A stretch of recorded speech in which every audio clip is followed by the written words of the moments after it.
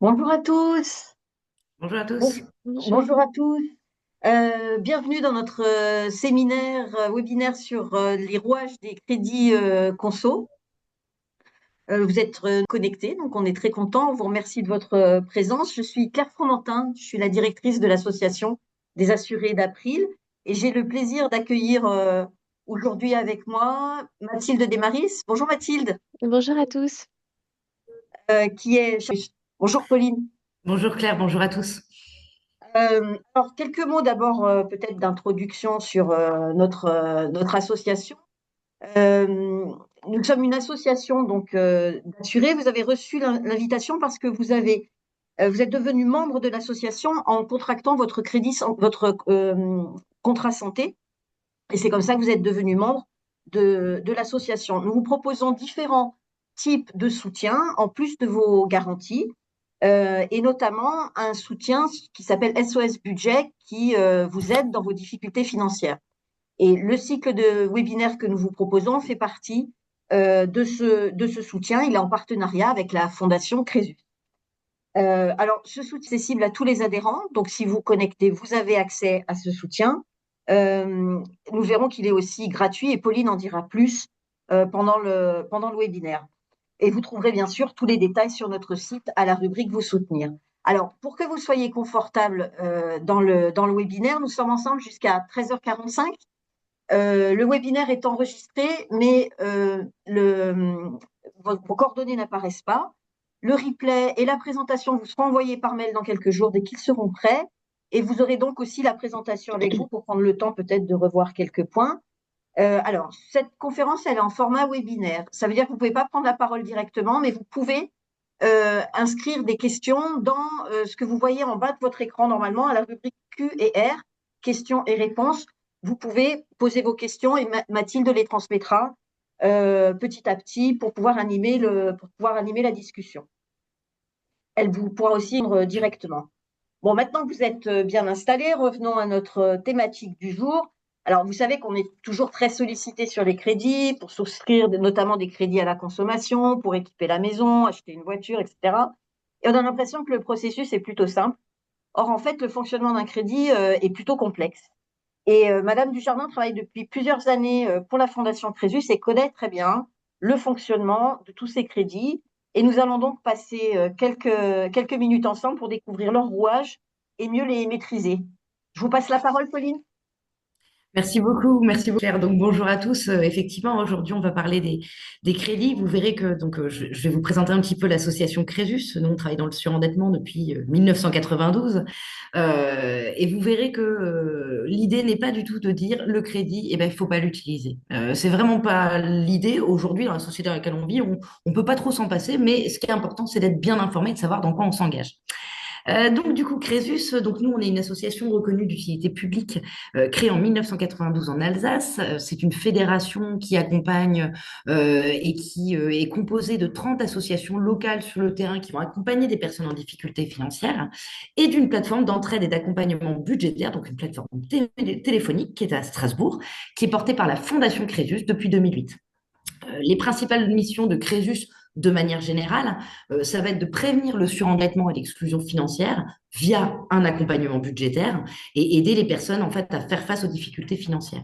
C'est important de ne pas parler que de surendettement finalement parce que justement on essaie d'arriver dans la mesure du possible avant et en fait on a la chance en France d'avoir pas mal de dispositifs qui existent qui peuvent aider le surendettement. Il y a plein d'autres choses donc voilà, c'est pour ça qu'on fait toujours un point, un diagnostic et ensuite on recommande les bonnes solutions. Vous avez une vue très en fait des choses. Exactement. Donc moi-même, j'accompagne des personnes et en fait, on a des personnes en difficulté ou alors qui se posent des questions sur le budget, qui vont nous contacter. En fait, qu'est-ce qu'on va faire On va faire d'abord un diagnostic. On va reprendre le budget, voir un petit peu objectivement la situation de la personne et puis ensuite, on va passer soit par des dossiers de surendettement, vraiment quand on est très avancé dans la difficulté, mais également par des accompagnements budgétaires. On a aussi créé des programmes d'éducation budgétaire et financière, un peu dans le même état d'esprit en fait que ce webinaire. L'idée, c'est quoi? C'est de donner les clés aux citoyens pour qu'ils sachent dans quoi ils s'engagent.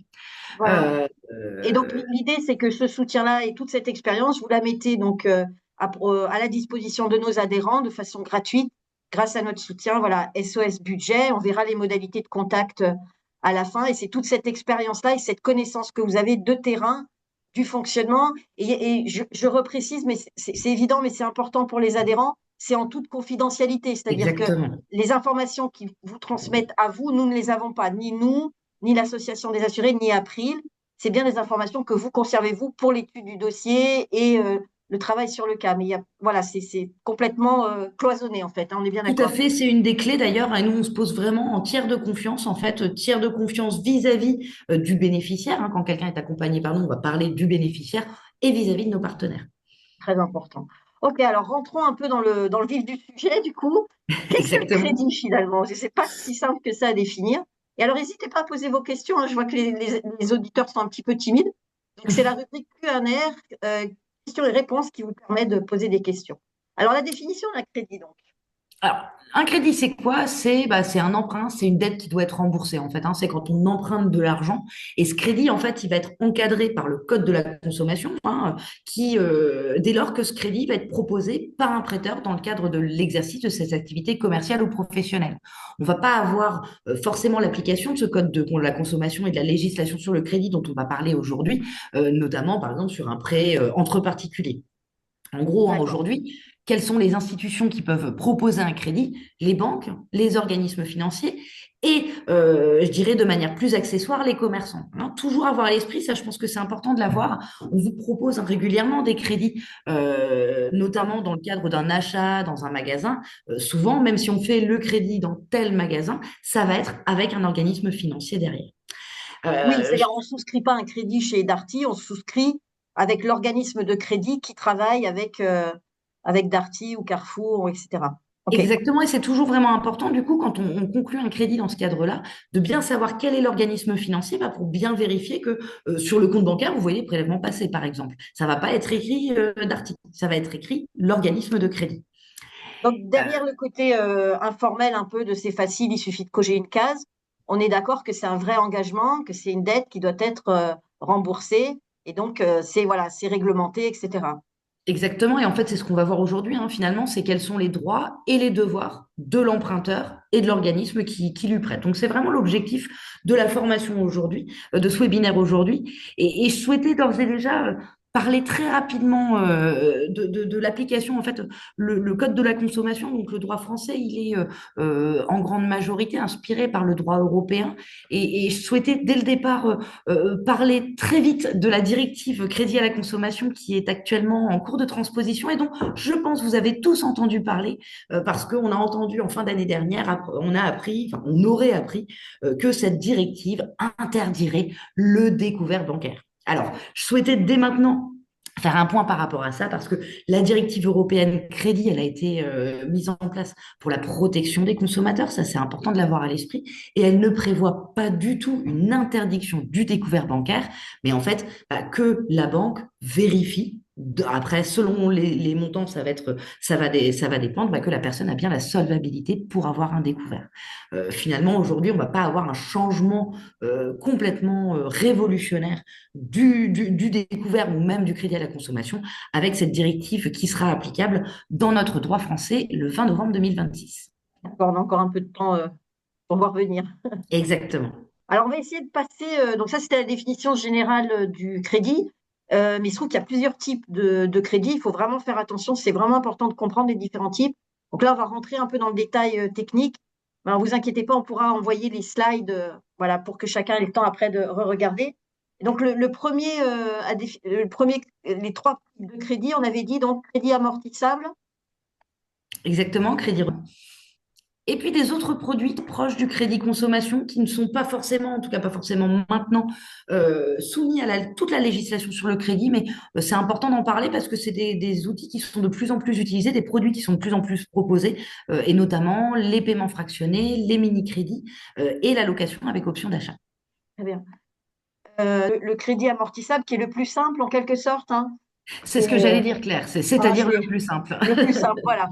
Alors, à quoi ça correspond alors? Donc, Alors, en fait, le crédit amortissable, c'est un crédit, on emprunte une somme d'argent fixe. Quelle utilisation? Bah, soit ce crédit va être affecté à un bien précis, ou alors il va correspondre à un projet, mais il n'y aura pas dans le contrat de crédit l'indication du projet présenté. Celui qu'on voit beaucoup, hein, pour le crédit affecté, c'est le crédit pour acheter la voiture, hein. C'est celui Oui, qu'on voit le plus. Et c'est vrai que ça va être soit, encore une fois, affecté à un bien ou alors à un projet. d'accord. C'est le plus courant, celui-là, en fait, hein. Exactement. Voilà. Ça fonctionne alors, du coup. Bah, en fait, dans le cadre d'un crédit amortissable, et c'est un peu pour ça qu'on disait avec Claire que c'était le crédit le plus simple, entre guillemets, le Mhm. produit le plus simple, et ben chaque mois, en fait, vous allez emprunter une somme d'abord, et ensuite, chaque mois, vous allez rembourser une part de capital et des intérêts, parce qu'un crédit, c'est pas gratuit. Et donc, on va avoir des mensualités fixes qui vont être prévues dès le début du contrat, qui vont être prélevées sur le compte bancaire tous les mois, en payant toujours la même part de capital et en payant les intérêts. Alors, on a pris un exemple derrière, donc on va voir concrètement. Donc, le coût total du crédit, c'est ce que vous disiez, c'est le remboursement du capital emprunté plus les intérêts. Donc, effectivement, le crédit a un coût, donc, hein. C'est Exactement. que les intérêts. Alors, on a pris un exemple pour que ce soit bien clair. C'était un cas pratique sur un emprunt de 2 000 euros, voilà, qui est une somme assez fréquente. On dit qu'on a un taux d'intérêt annuel de 5%. C'est assez courant, ces taux-là, hein. C'est à peu près ça, les taux en C'est à peu cours. près ça. En fait, ce qu'il faut C'est à peu savoir, près c'est ça. qu'en France, on a ce qu'on appelle des taux d'usure, donc des taux maximum qui peuvent être définis pour les crédits et qui vont dépendre, en fait, hein, des crédits du type de crédit amortissable, crédit renouvelable, et aussi en fonction du montant qui va être emprunté. Et là, sur ces montants-là, effectivement, on est sur les crédits amortissables, on est souvent sur des taux d'intérêt autour de 5%, même si ça peut changer, hein, selon le montant et la durée du crédit. Et donc, comment ça se passe? Alors, essayer d'expliquer comment est-ce qu'on allait rembourser cette somme-là. Donc, admettons qu'on emprunte 2 000 euros. Voilà ce qui va se passer tous les mois. Qu'est-ce que l'on va rembourser? Donc, c'est ce que vous expliquez. Il y a la part de capital qui est donc indiquée en bleu et Exactement. la part d'intérêt qui est donc indiquée en vert, hein. C'est comme ça que ça fonctionne. Exactement, et je pense que c'est important pour que vous compreniez bien. On voit bien que, par exemple, en janvier, les intérêts, ça va être à hauteur de 8,33 € et en février, à hauteur de 7,65 €. Pourquoi? Parce que, en fait, les intérêts en février vont être calculés sur le capital restant dû, mais comme on en a déjà un petit peu remboursé en janvier, le montant des intérêts va diminuer au fur et à mesure du remboursement du crédit. Par contre, la mensualité, elle, va rester fixe. Voilà. Donc, c'est la mensualité qui est. Donc, ça, c'est 171 euros. Mais par contre, voilà, on rembourse petit à petit et on reconstitue, en fait, tout le capital Exactement. emprunté. Donc, c'est pour ça qu'on dit qu'on rembourse d'abord le capital, enfin, qu'on rembourse d'abord les intérêts, puis le capital. C'est relativement facile à suivre, en fait, comme Ça fait crédit. parce que c'est des montants qui restent fixes. Donc, c'est vrai que c'est assez facile à suivre. Bah, sur les comptes bancaires, c'est toujours la même mensualité qui va passer. C'est toujours simple de regarder comment ça s'appelle, les références d'un crédit qui sont souvent faits d'un nombre de chiffres et de lettres improbables. Mais on peut repérer justement par rapport à ce montant de la mensualité. Donc, c'est assez facile de le prévoir dans son budget parce que c'est pas quelque chose qui va évoluer en fonction du temps. D'accord. Donc, ça veut dire que quand on signe le contrat, un des points importants, c'est vraiment de regarder, voilà, combien est-ce qu'on rembourse tous les mois et quand c'est un amortissable, on sait que voilà, ça sera le même montant toutes les fois. Donc, Exactement. Et ça permet, on calcule en fait, est-ce que j'ai la capacité de rembourser cette somme aujourd'hui et dans 12 mois? oui, parce que c'est ça, là, qu'on va avoir la capacité de rembourser, évidemment. Ça, c'est un fonctionnement assez simple. Il y a quand même quelques. Donc, au final, on se retrouve comme ça. Donc, on a remboursé le capital emprunté, on a remboursé, donc, on a payé des intérêts. On l'a vu chaque mois et on a les frais de dossier. Donc, le coût du crédit est en fait de 79 euros au total avec 54 euros d'intérêt, hein. Ça, c'est la situation finale en fait. Exactement. Et c'est pour ça, hein, que vous avez des petits messages d'information qui ont été mis en place en 2010 sur un crédit coûte de l'argent. Parce que c'est important de savoir que c'est pas gratuit, hein, de faire un crédit. Ça vous permet aussi, et puis on en parlera tout à l'heure par rapport au crédit renouvelable, ça permet aussi, bah, parfois de comparer les offres. Oui, Comparer les offres entre différents organismes et donc on voit, bah, pour combien j'en ai à la fin du contrat de crédit. oui, c'est ça qui est important, c'est de bien comprendre quel est le montant final qui est dû. hein, c'est ça qui est Exactement. important. Et de ne pas Alors, rester juste sur les mensualités. Oui, tout à fait. oui, c'est ça, c'est de bien. Voilà. Alors, ça, je pense que c'est relativement simple. Parce que celui qui est. Enfin, il y a quand même quelques précautions à prendre, des points de vigilance sur lesquels vous vouliez un petit peu insister. Exactement. Finalement, j'ai presque parlé de tout déjà, donc Oui, on va pouvoir effectivement. aller assez vite. Ce qui est important, c'est de bien définir l'usage du crédit. Est-ce que ce crédit est adapté à mon besoin? Nous, chez Crésus, on dit toujours, il faut faire attention quand on commence à utiliser un crédit pour des dépenses du quotidien. Là, ça peut commencer à s'avérer un signal en fait de détection d'une fragilité. Et c'est important toujours de bien définir l'usage du crédit et pas forcément de considérer ça comme de l'argent de poche. Deuxième chose, vérifier sa solvabilité. C'est ce que je vous disais tout à l'heure. Hein, finalement, il faut calculer quand on prend ses ressources, on va retirer ses charges, ses mensualités de crédit. Est-ce qu'une mensualité de crédit de ce montant-là peut encore passer, est encore tenable pour mon budget? Connaître le coût total du crédit, on en a parlé tout à l'heure, Oui. ça permet notamment de comparer les différentes offres et puis suivre les remboursements pour bien vérifier de ne pas avoir d'impayés. Parfois, ça peut arriver avec des histoires de date de prélèvement qui sont un prélèvement qui n'est pas passé pour X ou Y raison. Donc, bien suivre les remboursements de son crédit pour ne pas avoir après, sinon, des frais en cas d'impayés de crédit.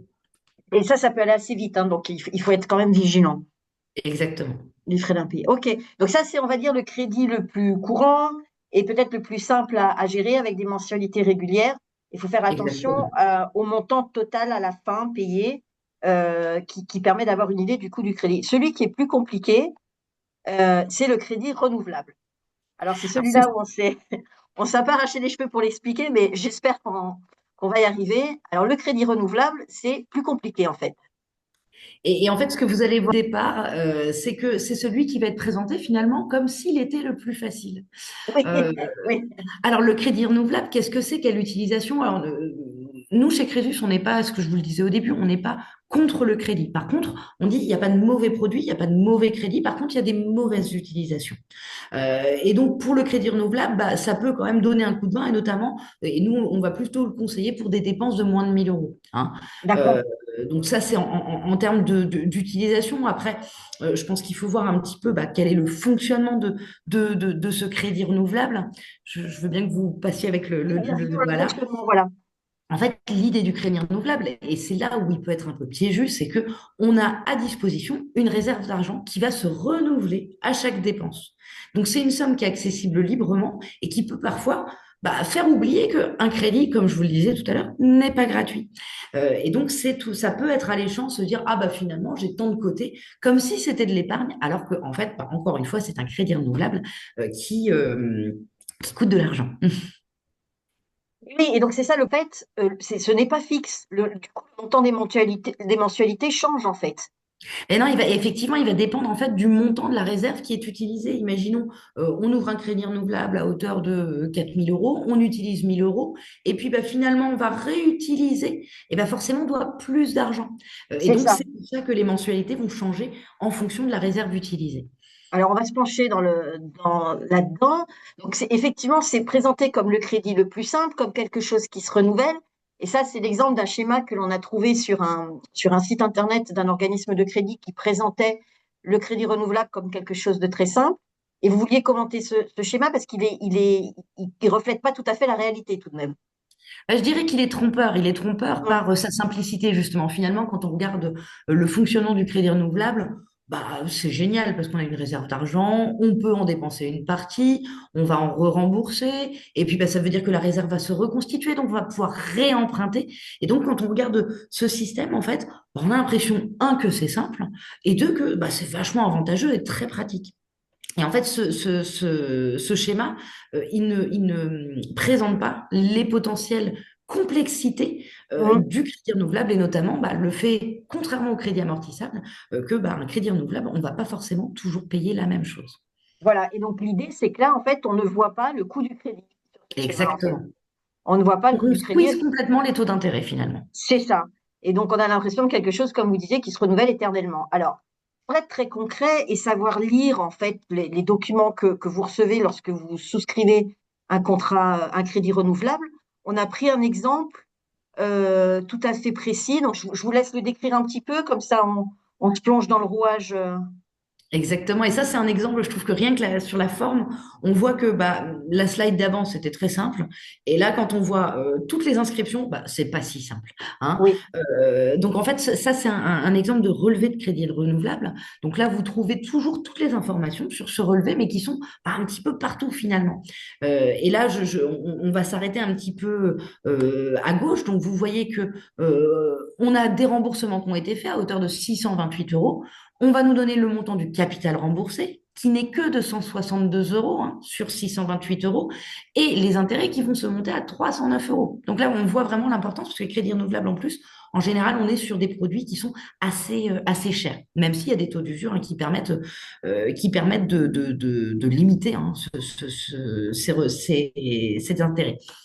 Ensuite, vous avez l'explication du taux effectif global et je trouve que c'est intéressant parce que vous voyez que jusqu'à 3 000 euros, on est à 21%, et puis de 3 000 euros à 6 000 euros, on est à 11%. Mais attention, finalement, ces sommes qui vous sont données, c'est pas le montant de la réserve d'argent, c'est le montant que vous avez utilisé. Donc, si vous avez une réserve d'argent de, je sais pas, on va dire 4 000 euros, vous êtes effectivement entre 3 et 6 000 euros, mais si vous n'en utilisez que 1 000, eh ben, vous serez sur un taux de 21,03%. Là, c'est un Et exemple banal, hein, donc c'est-à-dire qu'il y a effectivement des taux d'intérêt qui sont pratiqués jusqu'à 21%. tout à fait, c'est les taux qui évoluent tous les 3 mois en fait. Donc ça, Et c'est donc, que les amortissables, hein. tout à fait, Toujours, tout à fait. C'est pour toujours. ça qu'à une époque, même si aujourd'hui il y a vraiment eu des garde-fous qui ont été mis en place sur le crédit renouvelable, c'est pour ça qu'à une époque on appelait ça le crédit revolver.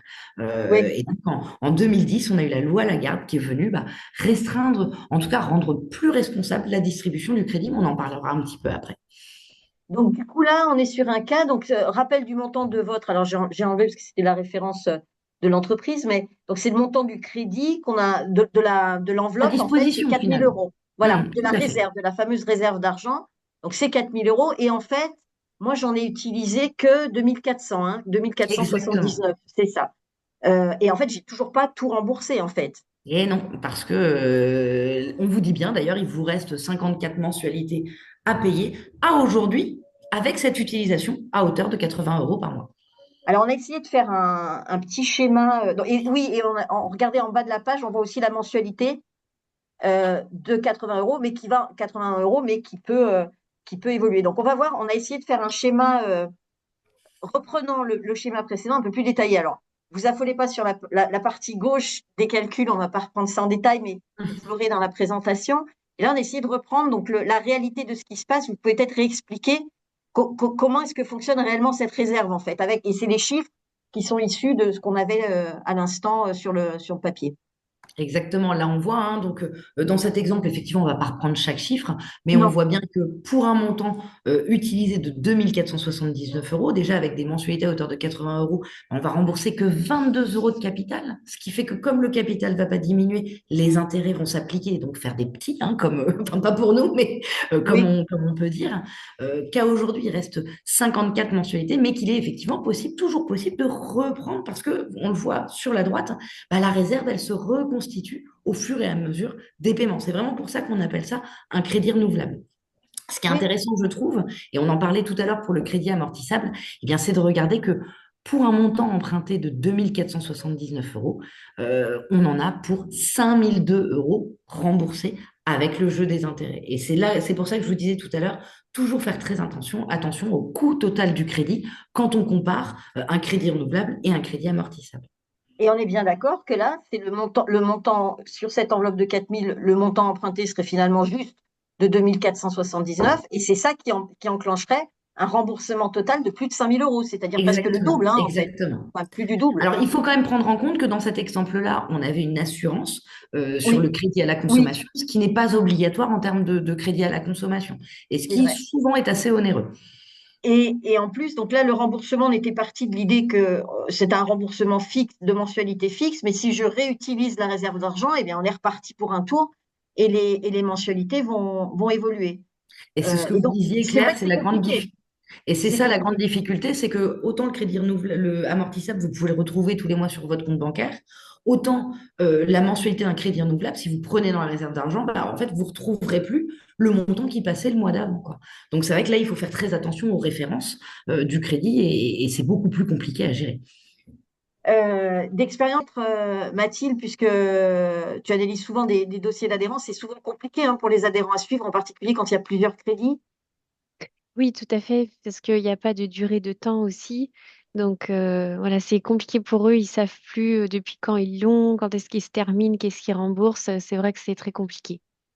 Voilà, et quand on en a plusieurs, en plus, ça peut être vraiment un peu confusant. Quelles sont souvent les questions qui nous sont posées sur les crédits, Mathilde? Parce que je vois qu'on n'a pas beaucoup de questions des participants, mais les Par questions exemple, habituelles dans nos dossiers de demande d'aide. oui, comment la personne peut se sortir de cette chaîne finalement? Comment est-ce qu'elle peut se rétracter? Est-ce qu'elle peut résilier? Euh, on nous demande ça, oui. On On verra viendra un ça, petit peu oui, sur les droits et les devoirs à la fin, mais c'est vrai voilà. que c'est Ça, intéressant, je on va, trouve, comme oui. question, parce que c'est là qu'on voit que, il y a encore un vrai boulot à faire sur l'information du consommateur, Mm, parce que, effectivement, il y a des règles qui existent pour pouvoir le protéger, notamment rembourser de manière anticipée, etc. oui.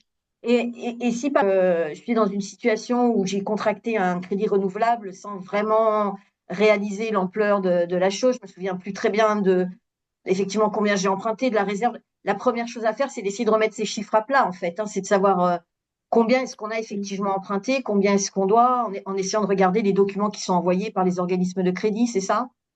Quitte à prendre contact aussi avec l'organisme de crédit en disant, moi, je ne sais plus où j'en suis, est-ce que vous pouvez D'accord, m'envoyer un relevé? Mais on reçoit des relevés réguliers également, hein. d'accord. Parce que l'affaire pour pouvoir reprendre la main, hein, c'est Tout à fait. d'essayer de reprendre les chiffres en main. Alors, donc, on disait, donc, il y a plusieurs points de vigilance et donc attention à ce crédit-là qui est complexe, hein, on vient de le voir. Exactement, hein, et le côté durée infinie qui est intéressant. Alors, un crédit renouvelable qui n'est pas utilisé, si la réserve n'est pas utilisée, au bout d'un moment, elle va s'arrêter. Mais par contre, comme c'est renouvelable, dans l'idée, si on continue à utiliser la réserve, eh bien, c'est une durée infinie. Les taux d'intérêt élevés, on l'a vu, puis ça va avec le coût très élevé de ce type de crédit, de ce type de crédit. Donc voilà, c'est ces crédits qui sont à privilégier. Alors, il y a un autre type de crédit qui est peut-être moins courant, moins connu et moins perçu comme un crédit.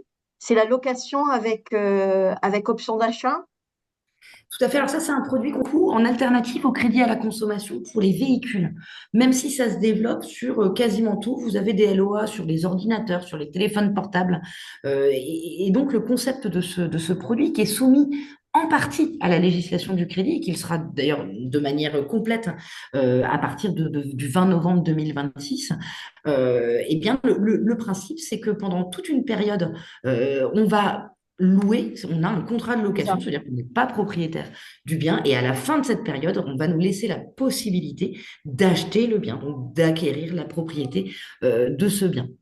Ce que je disais, c'est souvent proposé dans le cadre de véhicules parce que ça permet d'avoir une mensualité moins importante et d'avoir un meilleur véhicule par rapport à un crédit. Par contre, à la fin, on n'est pas propriétaire et en fait, vu qu'on n'a pas une législation, la législation sur le crédit ne s'applique pas encore, on va avoir, sans forcément s'en rendre compte, des taux d'intérêt très importants, beaucoup plus importants que sur les crédits.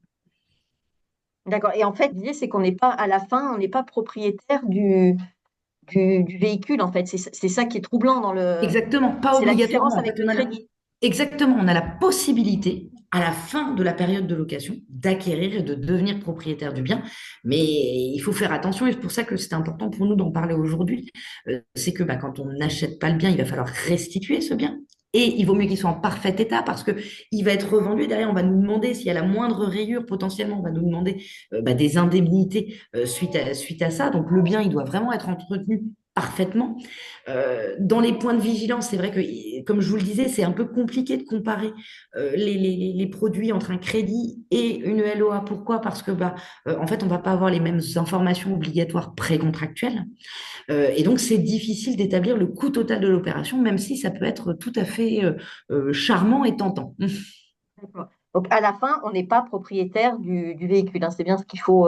Sauf rachat, sauf si Sauf l'achat. on prend l'option d'achat, et souvent l'option d'achat, elle se fait via quoi? Eh bien, via un crédit. Ah oui, d'accord. Donc après, on est obligé de C'est un peu reprendre un un produit crédit. d'appel, en fait, la LOA. Oui, ça donne accès au produit sans l'acheter, sans. Voilà, et c'est d'accord. Donc faire attention à bien comprendre les mensualités et les obligations à la fin Surtout les à la fin du obligations, mois. oui. Comme vous disiez, c'est essentiellement sur les voitures. Il y a peu d'autres. Alors, ça se développe quand même pas mal sur tout ce qui est matériel informatique euh, D'accord, et téléphonie. d'accord. Et donc, on ne sait pas trop où ça va s'arrêter, mais c'est vrai que ces dernières années, c'est principalement les véhicules et on voit que ça commence à devenir de plus en plus régulier, notamment sur des smartphones, ce qui peut donner envie, en fait, hein, parce que bah, comme ça nous permet d'en changer régulièrement. C'est un peu le concept de la location, mais par contre, bah, avec toutes les points de vigilance qu'on disait, et notamment le fait qu'il faut restituer un bien en parfait état, et on parle de smartphone, un Oui, gravier est tombé sur l'écran. c'est sûr, c'est sûr, c'est sûr. Alors, l'autre aussi beaucoup, c'est ce qu'on disait, le mini crédit, le 3 fois sans frais. C'est un crédit tout de même, le 3 fois sans frais. Ce qu'on le présente comme ça, mais en fait, c'est un crédit. Alors, aujourd'hui, c'est pas soumis complètement à la législation sur le crédit. Pourquoi? Parce D'accord, que c'est des petites sommes ou alors c'est des contrats très courts. C'est pour ça qu'on a mis un CD pour des achats de moins de 200 euros et moins de 3 mois, sans intérêt pour le consommateur. Alors, ça ne veut pas dire qu'il n'y a pas d'intérêt, mais en général, c'est le commerçant qui va payer les intérêts à l'organisme financier.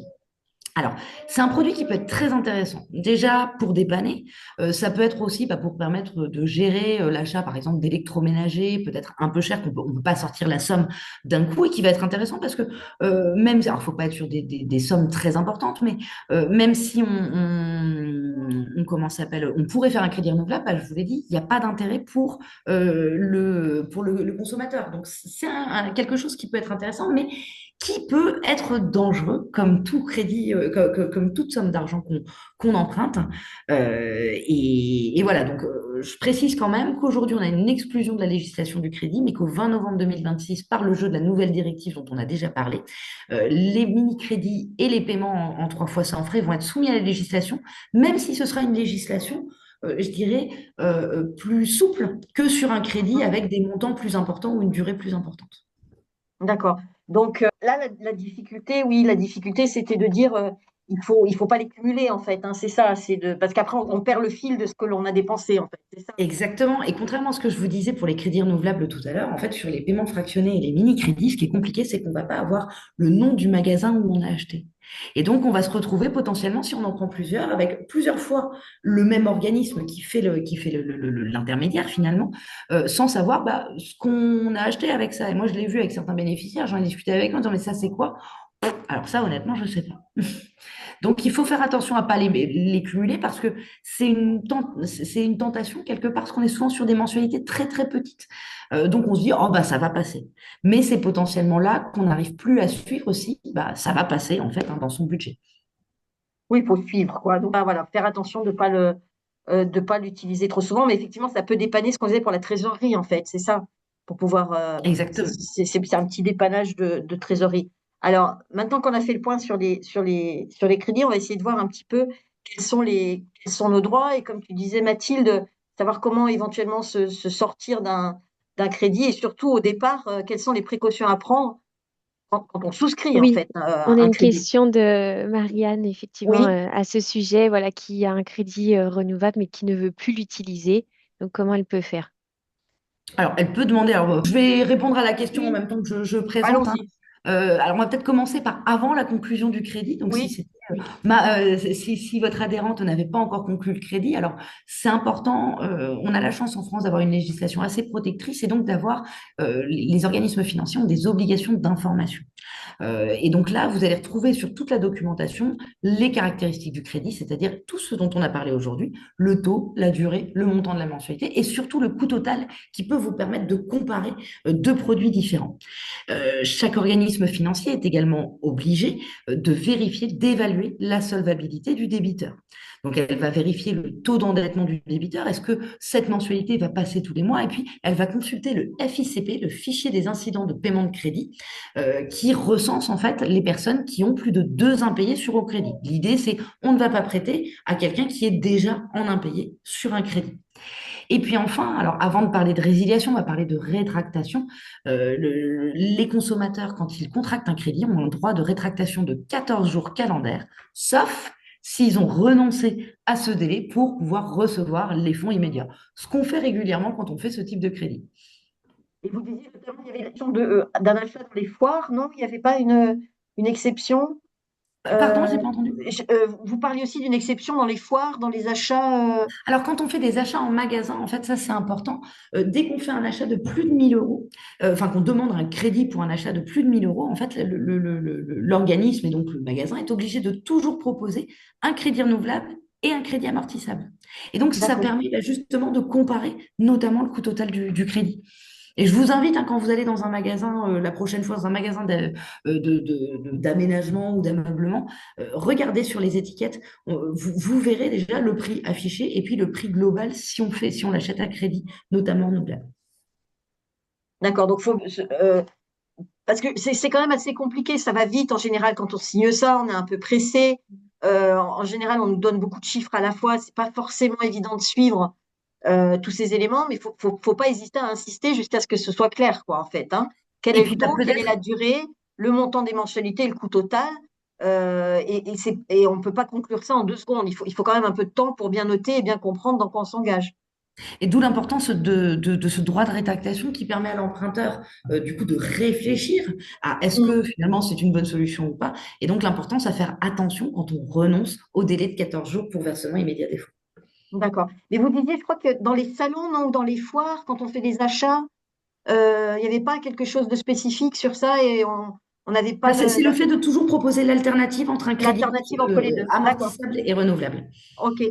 Alors ça, c'était avant la conclusion du crédit. Et après, donc pour répondre à la question de Marianne, une fois qu'on a signé le crédit, comment est-ce qu'on fait pour essayer de s'en dégager?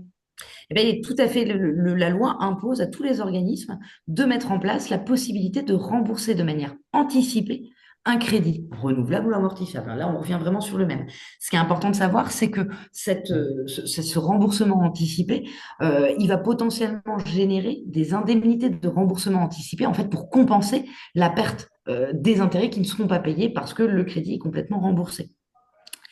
J'espère avoir répondu du coup à la question. En tout cas, il faut toujours regarder son contrat de crédit pour voir la procédure et éventuellement prendre contact avec l'organisme. Dans un deuxième temps, et dans les choses qu'on peut, dans les droits qu'on a après la signature du crédit, bah, il y a toujours la possibilité de négocier des post-paiements. Des fois, bah, en cas d'imprévu, là, la mensualité, on ne sait pas si elle va passer, par exemple, ou on a besoin d'avoir un petit appel d'air ce mois-ci parce qu'il y a la facture du garagiste qui arrive. Eh bien, on peut toujours appeler l'organisme financier et lui demander s'il est possible de faire des post-paiements. Certains contrats de crédit l'imposent, en tout cas le mettent en place dans le contrat de crédit, mais même quand c'est pas dans le contrat de crédit, rien n'empêche. En général, les organismes financiers ne posent pas de problème à demander et à solliciter ces post-paiements. Ça, c'est important parce que ça, on ne sait pas en général, hein. Exactement. Il vaut mieux demander une pause paiement, donc même si elle n'est pas dans le contrat, plutôt que de risquer l'impayé, en fait. Parce que l'impayé, ça engendre des conséquences, en fait. Et d'où l'importance de bien suivre son budget pour savoir quand la situation va être en impayé. On va avoir plus de mal à demander une pause paiement après le premier impayé qu'avant le premier impayé. D'accord. Donc, le mieux, quand on s'aperçoit qu'on va plus arriver à payer la mensualité, c'est de prévenir tout de suite l'organisme de crédit et de négocier une pause paiement, en fait, Exactement. en prévoyant ça avant que l'incident de paiement n'arrive. Ouais, mais exactement. Et puis peut-être pour finir, en fait, hein, le dossier de surendettement, vous savez, celui qui fait peur parce qu'il a un nom qui fait Oui, peur et qui nous est notre spécialité. En fait, quand la situation elle est complètement obérée, qu'on n'arrive plus à payer ses crédits, qu'on est en impayé ou alors qu'on n'arrive plus à payer ses charges, il faut pas hésiter à venir se faire aider, bah, notamment par Crésus, hein, mm, et encore une fois, toujours, plus on va prendre les choses tôt, plus on aura de solutions. Et à la fin, quand la situation elle est trop obérée, bah, il y a les possibilités de monter un dossier de surendettement devant la Banque de France qui ne vous rend pas interdit bancaire. C'est vrai qu'il va vous mm. empêcher de faire des crédits ensuite. Et pour le faire très rapidement, en fait, la Banque de France, qu'est-ce qu'elle va faire? Elle va éventuellement réaménager les crédits pour s'adapter à la capacité de remboursement de la personne, ou même dans les situations complètement obérées où il n'y a pas d'espoir de retour à meilleure fortune, elle va même pouvoir effacer les dettes et effacer les crédits, à condition qu'on n'ait pas de patrimoine, bien sûr. Ça peut être aussi. C'est vrai que le mot fait un peu peur. Alors, on a un autre webinaire que vous pouvez retrouver sur le site de l'association sur la question du surendettement. Ça fait peur, mais vous pouvez accompagner justement. C'est l'idée, hein, c'est que vous pouvez accompagner dans cette démarche parce que c'est difficile de le faire seul quand même. Et donc, on verra comment nous contacter pour pouvoir avoir un accompagnement personnalisé et gratuit dans la constitution du dossier de surendettement. Exactement. Et en fait, là, je me permets, je rebondis sur ce que vous dites, Claire, c'est très intéressant parce que nous, on va toujours commencer par poser le budget, hein, on va faire un diagnostic. Et effectivement, si la situation est trop obérée, on ira en surendettement, mais il y a aussi d'autres procédures qui existent qui permettent, lorsqu'on arrive assez tôt, d'éviter le dossier de surendettement et d'assainir sa situation financière. C'est ça. Alors, j'ai vu qu'il y a une petite main qui se levait. Il faut poser des questions dans le système Q et R, questions et réponses, pour que Mathilde puisse le voir, parce qu'on ne peut pas donner la parole, en fait, en mode webinaire aux participants. Et vous pouvez poser vos questions dans ce système-là. On va prendre un petit peu 5 minutes pour répondre. Peut-être, Mathilde, est-ce qu'il y avait d'autres questions? Alors oui, Charlotte évoquait le contrat de type leasing lorsque vous parliez de la LOA. Est-ce que c'est la même chose ou est-ce qu'il y a une différence? Alors, il faut regarder, leasing, hein, c'est le terme anglophone, évidemment, et c'est vrai qu'il faut regarder parce qu'il y a deux types qui existent. Il y a la LOA dont on a parlé, où là, on a l'option d'achat à la fin de la période de location. On a également la LLD, la location longue durée, où là, c'est vraiment juste de la location. Il n'y a même pas de possibilité d'acheter le bien après. Et leasing, en D'accord. fait, c'est une expression qui est utilisée pour les deux types, mais qui vont pas avoir les mêmes conséquences du coup. Donc là, il faut bien regarder dans le contrat. Ah, c'est intéressant ça. Une autre question? Alors, il n'y a pas d'autres questions. Vous aviez évoqué au début du webinaire l'application budget à grande vitesse. Est-ce que peut-être vous pouvez nous en reparler rapidement? Effectivement, en fait, nous, on a monté une application qui permet de connecter ses comptes bancaires et qui, derrière, va calculer son reste à vivre. Ça veut dire quoi? Ça veut dire qu'une fois elle va prédire, en fait, hein, plutôt que d'avoir le solde de son compte sur le téléphone comme sur une appli bancaire, eh bien, on va savoir finalement qu'est-ce que j'ai de disponible pour éventuellement contracter un crédit ou pour mes dépenses courantes. Oui, et cette app à tous, hein, elle est en ligne, elle est téléchargeable en ligne, budget à grande vitesse. Vous téléchargez et elle est accessible à tous. Moi, j'avais une question, un point qu'on retrouve souvent dans les dossiers des adhérents, c'est l'idée de regrouper les crédits. Est-ce que c'est vraiment une solution? Est-ce que c'est utile? Est-ce que c'est une bonne méthode pour s'en sortir? Ou est-ce que finalement, ça change pas grand-chose? C'est quoi un regroupement de crédits, en fait? Eh ben, en bonne normande, je vais vous répondre, ça dépend. Ça Euh, dépend. En fait, un regroupement de crédit, c'est effectivement ça, hein. Ça va permettre de regrouper les crédits, donc d'avoir un seul crédit plutôt que d'avoir plein de mensualités. Éventuellement, du coup, de faire un global au niveau du taux. Et souvent, l'objectif, c'est de diminuer la mensualité. C'est pas un mauvais produit en soi. Par contre, il faut faire attention parce que nous, on voit beaucoup dans nos dossiers des gens qui vont faire des regroupements de crédits, qui vont du coup avoir une marge en plus et donc malheureusement vont refaire des crédits. Et donc, Ah, le d'accord, regroupement de oui. crédit peut être un très bon outil, mais par contre, il faut faire attention, c'est pas juste gagner de la capacité de remboursement pour retomber Mhm. dans la spirale du crédit. Oui. Donc, toujours faire très attention et bien discuter avec le distributeur de ce regroupement de crédit, que ce soit un organisme financier ou alors un courtier pour ce type de produit. Oui, parce que parfois sur certains dossiers, on a l'impression d'une spirale en fait, un peu sans Exactement. fin. Voilà. Alors justement, pour pouvoir aider, en fait, l'idée du webinaire, c'est ça, c'est de faire une partie un peu explicative et puis une partie pour vous présenter notre soutien. Alors on l'a appelé SOS Budget. Je pense que c'était un peu ambitieux comme terme. C'est juste en fait un accompagnement pour vos difficultés budgétaires. Vous pouvez donc soit scanner le petit QR code, soit vous connecter à notre site internet, à la rubrique vous aider, vous soutenir, et c'est les soutiens financiers. Et donc, il y aura un petit dossier à remplir, l'accès est gratuit, et ensuite, vous serez mis en contact avec la plateforme de Crésus, qui sont des spécialistes sur l'étude des dossiers, sur l'aspect financier, et qui pourront vous aider, vous conseiller sur comment vous en sortir. C'est vrai le soutien est assez efficace parce qu'il est personnalisé, en fait. C'est ça qui Exactement. fait je pense que c'est ça qui fait sa force.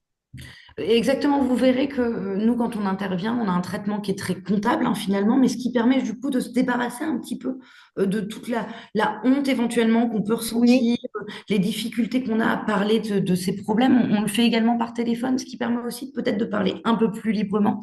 Et je n'ai qu'une seule chose à dire, c'est dès qu'on commence à avoir les premières difficultés, bah, il faut vraiment pas hésiter parce que ça permet derrière d'avoir plus de solutions que juste le surendettement, mais ça peut être de l'accompagnement budgétaire, du délai de grâce ou autre. oui. Et c'est vrai que vous êtes capable aussi, ce qu'il faut souligner, c'est que la Fondation Crésus et le réseau Crésus ont une bonne réputation auprès des banques et qu'à partir du moment où votre dossier est pris en main par cette association, ça peut faciliter aussi les négociations avec les différents acteurs. C'est un point très important. Vous avez une crédibilité et des années d'expérience qui font Exactement. qu'un dossier présenté avec l'aide de votre association a quand même plus de chances d'aboutir qu'un dossier présenté par vous-même. Et je pense, enfin, j'espère qu'on avait le ton adéquat aujourd'hui, mais on cherche aussi vraiment à déculpabiliser et à enlever toute honte ou tout jugement. C'est pas du tout votre façon de travailler.